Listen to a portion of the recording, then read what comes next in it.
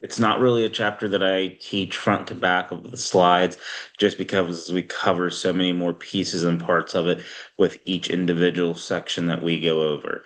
So I don't want you to feel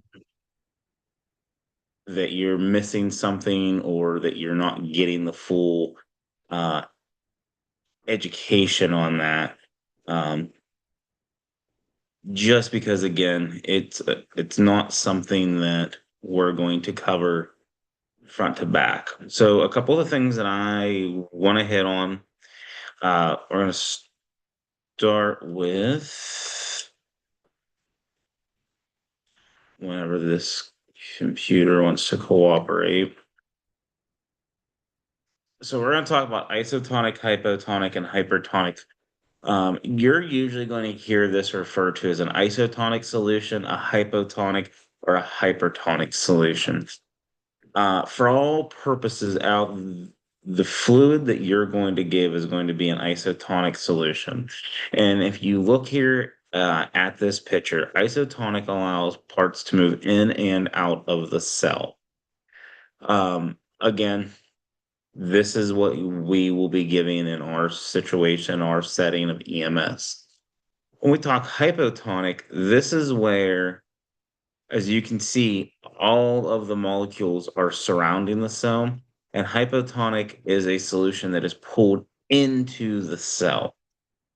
Um, and when we talk hypertonic, hypertonic is it's not a common thing that's given. A lot of the times, what we try to do is with hypertonic solutions, it is a solution that pulls everything from the cell. So a lot of the times, that's where we're trying to induce third spacing.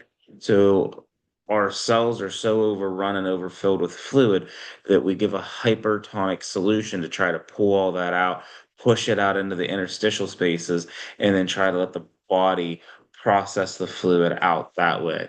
Again, it's not something that we really give um, in our setting, but I just wanted you to know isotonic, hypotonic, and hypertonic. Isotonic is what we will be giving in EMS. Again, it allows equal parts to move in and out of the cell. Hypotonic is that of a solution that pulls everything into the cell, and hypertonic is something that pulls everything out from the cell. So for testing purposes, isotonic, again, equal parts in and out. Hypotonic is pulling everything in, and hypertonic is pulling everything out. One of the other things that I want to hit on when we talk sodium potassium pump, the sodium potassium pump is essentially what keeps the body going. Your body has to have equal parts sodium, let me rephrase it. Your body has to have appropriate parts of sodium and appropriate parts of potassium to keep going. I'm sure by now you all have heard of a patient being hyperkalemic or hypokalemic. That's where your potassium is too high or too low. Most systems, usually, when we talk potassium, we like to see a potassium level of 3.5 to 5. Once you start going high or low, just even within a couple points, like when I say points, I mean like point 0.5, point 0.6, point 0.8 high, you can start seeing changes in the body with things of like EKG changes, um, your heart rate, the way you just feel, the way you're breathing. Um, and we'll get into that a lot more in cardiology.